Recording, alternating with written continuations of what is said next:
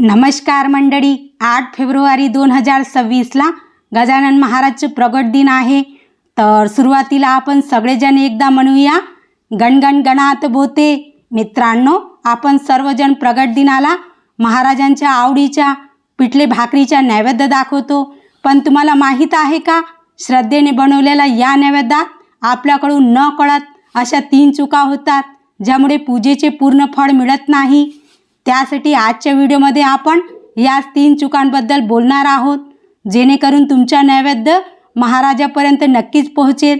तर चला सुरुवात करूया। चूक नंबर 1, कांदा आणि लसणाचा वापर।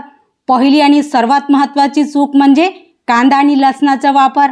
आपण घरी नेहमीच पिठले बनवताना त्यात चवीसाठी कांदा लसूण घालतो, पण लक्षात ठेवा, देवाचा नैवेद्य हा नेहमी सात्विक असावा।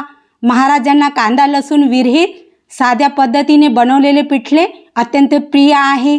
त्यामुळे नैवेद्याच्या पिठल्यात चुकूनही कांदा आणि लसूण टाकू नका। चूक नंबर 2, भाकरीची पद्धत आणि ताटाची मांडणी। दुसरी चूक म्हणजे भाकरीची घडी किंवा तुकडे। अनेक जण घाईघाईत भाकरीचे तुकडे करून किंवा चपातीसारखी घडी घालून वाढतात। पिठले भाकरीच्या नैवेद्य वाढताना भाकरी ही अखंड असावी आणि त्यावरच पिठले ठेवावे।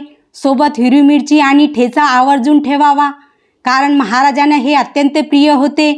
नैवेद्याच्या ताटात उजव्या बाजूला मीठ वाढू नका, ते ताटाच्या बाहेर किंवा वेगळे ठेवावे। चूक नंबर 3, नैवेद्य अर्पण करण्याची पद्धत।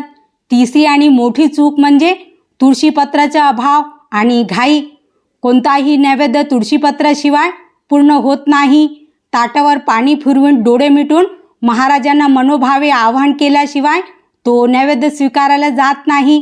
महाराज तुमच्या आवडीच्या नैवेद्य ग्रहण करा अशी प्रार्थना करायला विसरू नका। नुसते ताट ठेवून जाणे ही मोठी चूक आहे।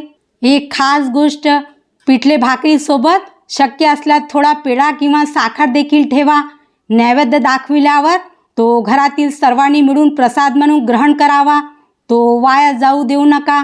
मित्रांनो, भक्ती तर महत्त्वाची आहे, पण शास्त्र पाळल्यास मनाला अधिक समाधान मिळते। हा व्हिडिओ जास्तीत जास्त गजानन भक्तांपर्यंत शेअर करा, जेणेकरून त्यांच्याकडून या चुका होणार नाहीत।